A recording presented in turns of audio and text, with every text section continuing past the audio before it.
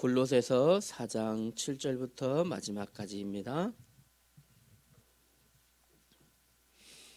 골로새서 4장 7절부터 마지막 절까지 18절까지 교독하며 읽겠습니다. 두기고가 내 사정을 다 너희에게 알려주리니 그는 사랑받는 형제요 신실한 일꾼이요 주 안에서 함께 종이 된 자니라.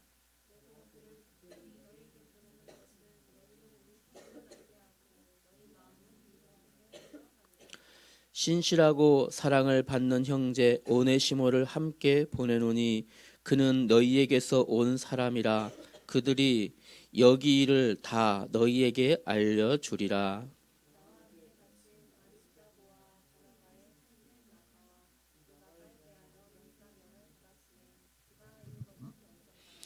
유스도라 하는 예수도 너희에게 문안하느니라. 그들은 할레파이나 이들만의 하나님의 나라를 위하여 함께 역사하는 자들이니 이런 사람들이 나의 위로가 되었느니라.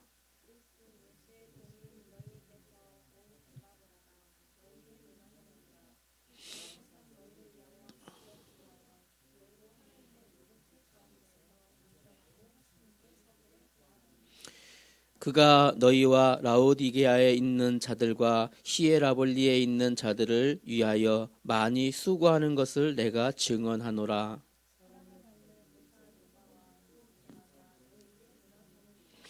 라오디게아에 있는 형제들과 눈바와 그 여자의 집에 있는 교회에 문안하고.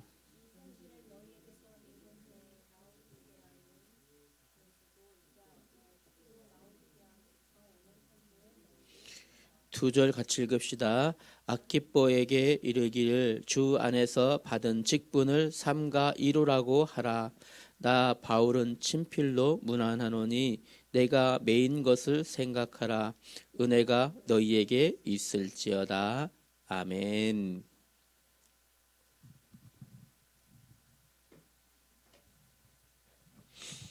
오늘 우리 중고등부 말씀은요, 제목은요,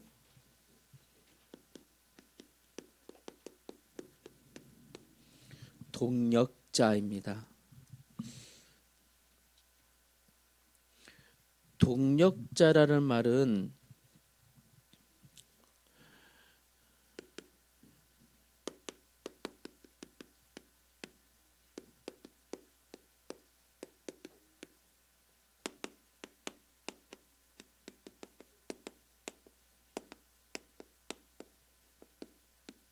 하나님의 일을 위하여서 함께 그 일을 수행하는 사람, 이 사람을 동력자라고 그래요. 다른 사람을 동력자라고 하잖아요. 하나님의 일. 그런데요, 하나님 이 일 동력자라는 단어 중에서 네이버에서는 뭐라 그러는가 찾아봤더니요, 하나님의 일 여기에다가 뭐라 하니까요, 선교의 일이라고 했어요. 네이버에서는 선교의 일을 위해서 함께 수행하는 사람, 일을 같이 하는 사람을 동력자라고 하는 거죠. 하나님의 일은 어떤 일일까요? 바로 전도와 선교의 일, 이 두 가지를 하나님의 일이라고 합니다.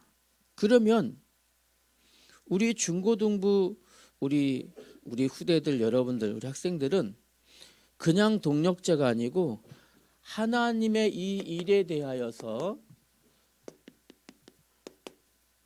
충성된 동력자로 여러분 서야겠어요. 그렇죠?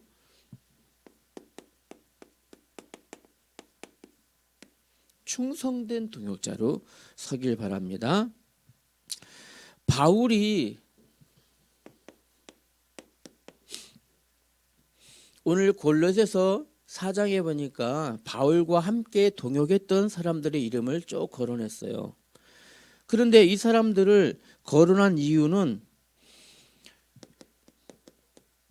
바울이 이 사람들의 이름을 부른 이유가 뭘까요? 빌립보서 1장 5절의 말씀에 보니까요, 뭐라고 했냐면 복음을 위한 일에 참여하고 있는 자라고 합니다. 복음을 위한 일에 그냥 함께 참여하고 있기 때문에, 복음을 위한 일에 참여하는 그 사람이 바로 동역자라는 말이죠. 그러면 저와 여러분들은 동역자예요. 누구의 동역자일까요? 우리 목사님의 동역자예요. 성경에 보면 하나님 앞에 최고 인정받은 인물을 뽑으라면 다윗을 뽑을 수 있겠죠. 다윗에게도 동역자가 있었어요. 많은 사람이 있겠지만 다윗에게는요, 요나단이라고 하는 인물이 있었어요. 요나단은 누구였냐면 다윗을 죽이려고 한 대적자 사울의 아들이에요. 그런데 아버지보다 다윗의 동역자가 됐어요. 왜일까요? 다윗이 하나님의 일을 하고 있다고 믿었기 때문이에요. 다윗이 하나님의 일을 하고 있기 때문에 이 사울의 아들 요나단은 오히려 아버지 편보다 다윗의 편을 들었어요. 왜일까요? 그것이 하나님의 동역자로 불렀다라는 것을 알기 때문이에요. 여러분들, 우리는요, 여러분들을 하나님께서 어디로 부르셨어요? 온누리교회에 부르셨습니다. 우리 교회. 그러면 우리 온누리교회 목사님은 무슨 일을 하실까요? 우리 목사님은 무슨 일이요? 하나님의 일을 지금 하고 있어요. 무슨 일? 구체적으로 전도와 선교의 일을 지금 하고 있어요. 그러면 우리 온누리교회 저와 여러분들은 어떤 동력자가 됩니까? 하나님의 일을 위하여 온누리교회와 우리 김한근 목사님의 동역자로 여러분들 서야 되는 것이 하나님이 우리를 부르신 이유라는 거죠. 하나님이 우리를 부르신 이유가 바로 여기 있어요. 이제 우리 온누리교회는 다시 새롭게 시작합니다. 제3의 시작을 선언하셨는데 새롭게 시작해야 됩니다.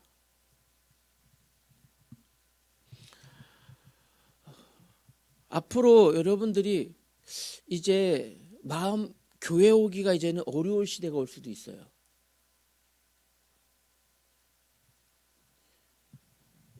머지않아서.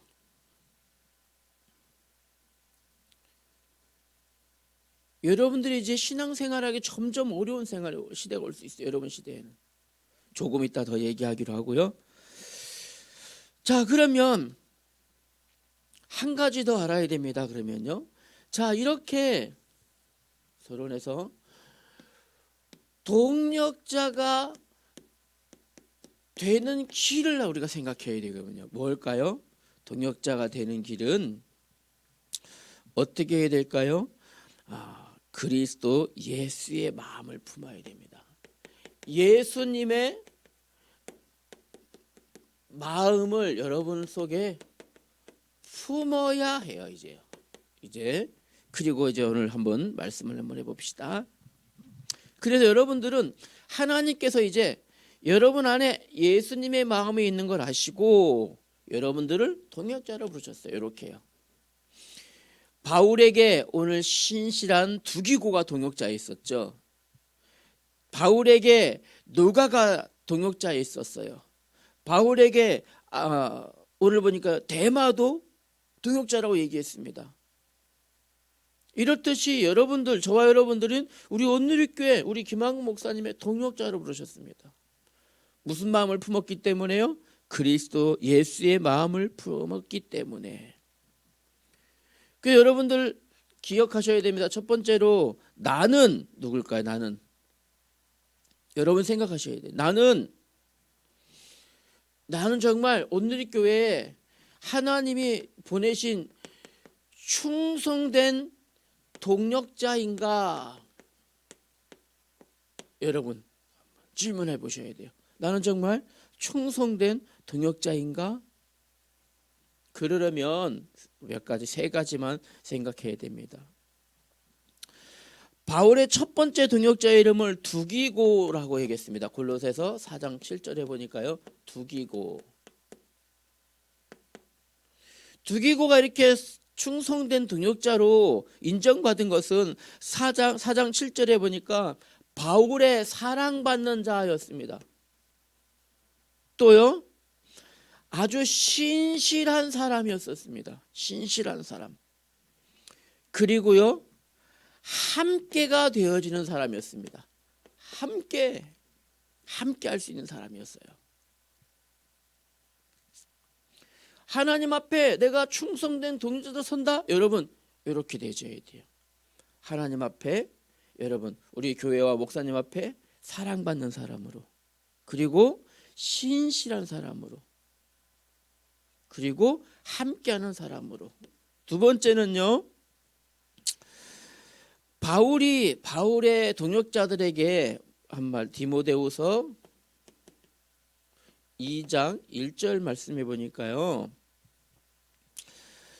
충성된 동역자는 반드시 무슨 가운데, 자, 디모데후서 2장 1절에 보니까 그리스도 예수 안에 있는 은혜로 강해라 했습니다. 은혜로 강해야 돼요. 날마다 하나님의 은혜, 예수님의 은혜로 여러분들이 강해지고 은혜로 힘을 얻고 하나님이 여러분과 함께 하시는 그 사실로 여러분 힘을 얻을 수 있어야 돼요. 충성된 동역자예요. 그 사람이요. 그리고 세 번째로는요, 교회와 함께 가는 데 있어서 하나님의 일을 위해서 어려움도 같이 할 수 있어야 돼요. 기쁨도 같이 할 수 있고, 이거를 뭐라 할까요? 함께가 되는 사람이라고 합니다. 함께가 되는 사람. 이렇게 되어진 사람이 바로 충성된 동역자예요. 하나님 앞에서. 두 번째로, 그러면 바울의 동역자, 이 다윗의 동역자들 보면 특징이 있습니다. 특징이 있는데, 특징은요, 보면 모두 다 바울의 동역자들이 보니까 특징은 바울의 제자들이라는 거죠. 제자들이었어요. 바울의 동역자 모두가 바울의 제자입니다. 여러분이 하나님께서 저와 여러분들을 우리 온누리교회와 김한국 목사님의 동역자로 보내셨다, 여러분 믿어지면 여러분 반드시 뭐로? 목사님의 제자로 여러분이 서져야 돼요. 볼까요? 바울이 제자들에게 어떻게 말을 했는지 볼까요? 골로새서 2장 1절부터 기록되어 있습니다. 4장 1절부터 보니까 2절부터 계속 보겠습니다. 골로새 4장 2절, 기도를 계속하고 기도에 감사함으로 깨어 있어라. 또한 우리를 위하여 기도하되 하나님이 전도할 문을 우리에게 열어주사 그리스도의 비밀을 말하게 하시기를 구해라. 그리고요,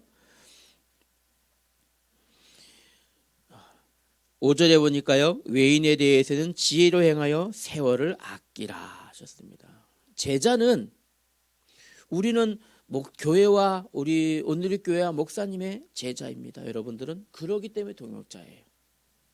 또 이 앞서서 우리는 예수님의 제자 되어져야 됩니다. 21세기를 위한 예수님의 제자가 바로 저와 여러분들입니다. 그러면 성경 말씀에 제자들에게 무엇 부탁했는지, 제자들에게 부탁한 것이 오늘 저와 여러분들에게 하나님께서, 우리 예수님께서 부탁하신 걸로 언약으로 붙잡혀야 됩니다. 첫 번째 어떻게 하라고요? 2절에 보니까 기도를 계속하고 기도에 깨어 있어라.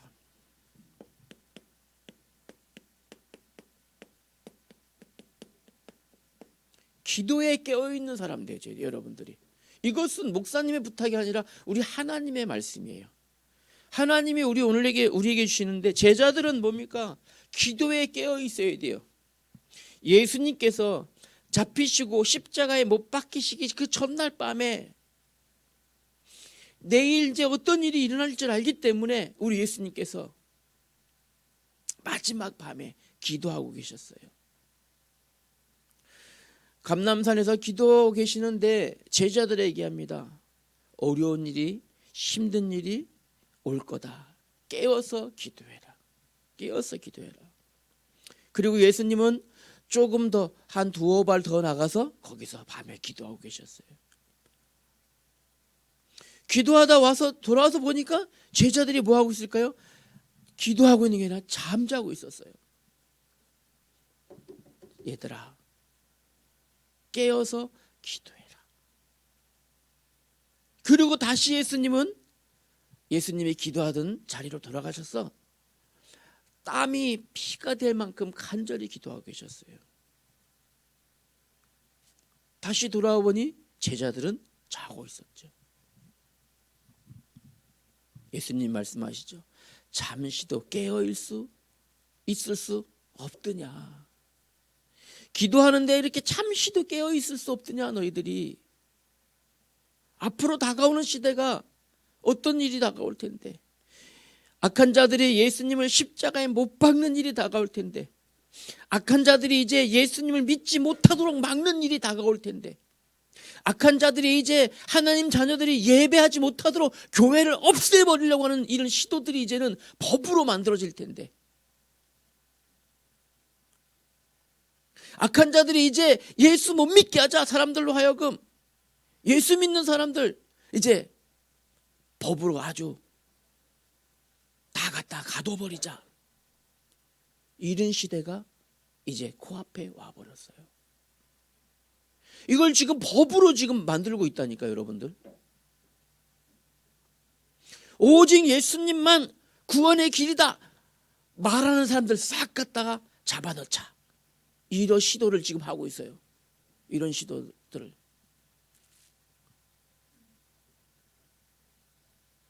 예수님이 제자들에게 깨어서 기도해라 했던 이 부탁을 사도 바울이 그 제자들에게 또 얘기하는 거예요. 깨어서 기도해라. 왜일까요? 이제 조금 있으면 이스라엘이 로마에게 완전 멸망당할 거예요.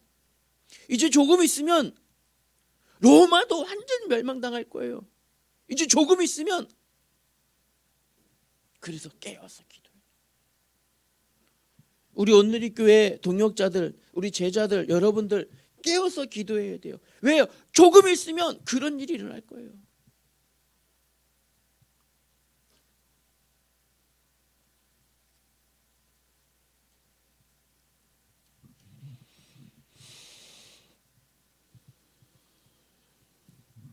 어려운 일이 있을 거기 때문에 깨어서 기도에 깨어 있어라. 어려운 일이 올 것이다. 위기가 닥쳐올 것이다. 시대가 불안해지고 교회 다니는 사람, 하나님 믿는 사람을 협박하는 시대가 올 것이고, 이길 수 있는 힘은 기도밖에 없어요. 기도밖에. 그래서 제자들에게 부탁합니다. 기도에 깨어 있어라. 제자들에게 두 번째 뭐 부탁할까요? 전도의 문이 열리기를 기도해라. 전도의 문이 열리기를 기도해라. 이제 앞으로 이제 전도하기 힘들어져요. 이제 예수님만이 구원의 길이다 말하면 이제 다 잡아가는 시대가 와버렸다니까요. 지금 법을 그걸 만들려고 하고 있다니까요. 아니 보세요. 이 대한민국에 있죠. 1806년에 처음으로 선교사님이 복음을 가지고 성경 한 권을 가지고 들어왔어요. 이 나라에 병원도 없고 학교도 없던 그 시대에 아펜젤러 선교사님, 언더우드 선교사님, 이분들이 와서 학교를 세우고 병원을 세우고, 이 미개한 이 나라, 신발 만들면 맨날 지푸라기 엮어서 신고 다니는 이 나라, 이 나라에 복음을 전해주고 이 나라를 지금 이렇게 누가요? 복음 가지 선교사님들이.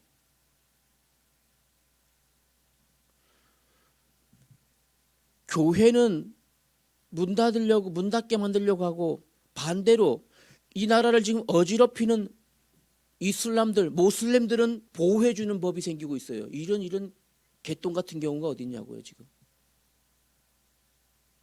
교회는 필요 없다. 교회가 아니었으면, 복음이 아니었으면 이 나라가 이렇게 살 수가 없었어요 지금요. 그런데 하물며 교회는 지금 문 닫게 만들고, 교회는 예배 못하게 만들고. 여러분 눈 떠보세요. 지금 여기서 마이크 크게 찬송만 부르면 온 동네 사람 난리 나요. 저 법장에서 절간에서 저거 온 동네 저거 다 걸었잖아요. 불 다 킨 거. 아무 말도 안 해요 누가.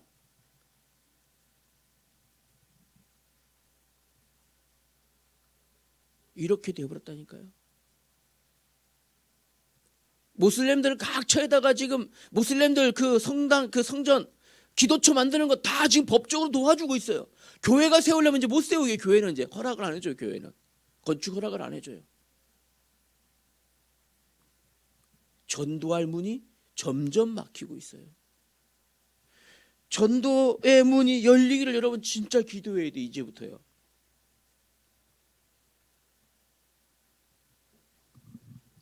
세 번째, 바울이 제자들에게 뭐라고 부탁합니까?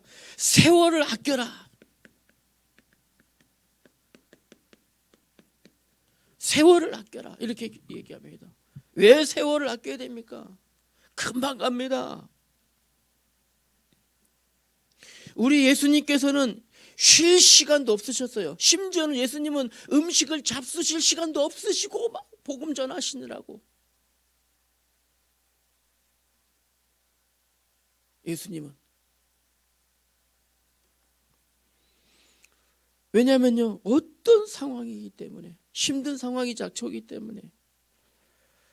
왜 그렇게 예수님이 주무시지도 아니하시고 쉬지도 아니하시고 잡수실 시간도 없이 다니셨어요? 복음 전파해야 되니까, 세월을 아껴야 되니까. 예수님의 공생의 시간 짧았어요. 3년이에요. 그 시간에 이루셔야 되기 때문에.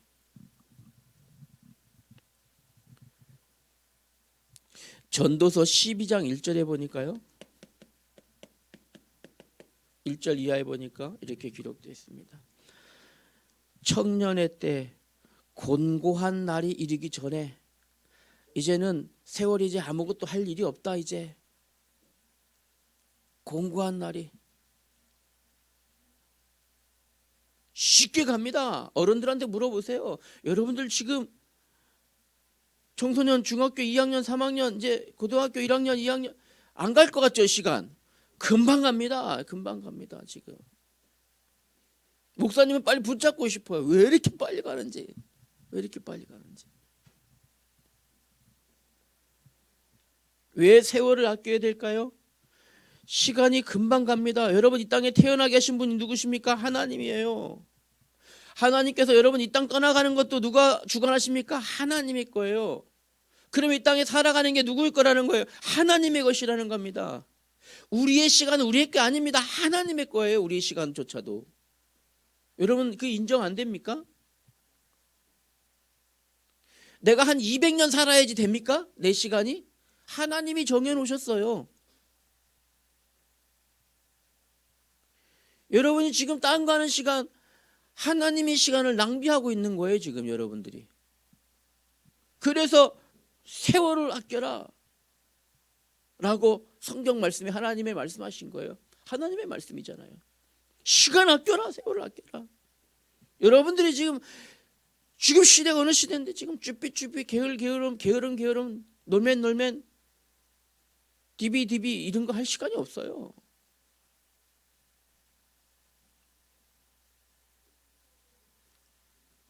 불필요한 시간에 나를 빼앗길 시간이 없다 이 말입니다. 지금 여러분들이 불필요한 시간에 여러분 자신을 한번 잘 생각해 보세요.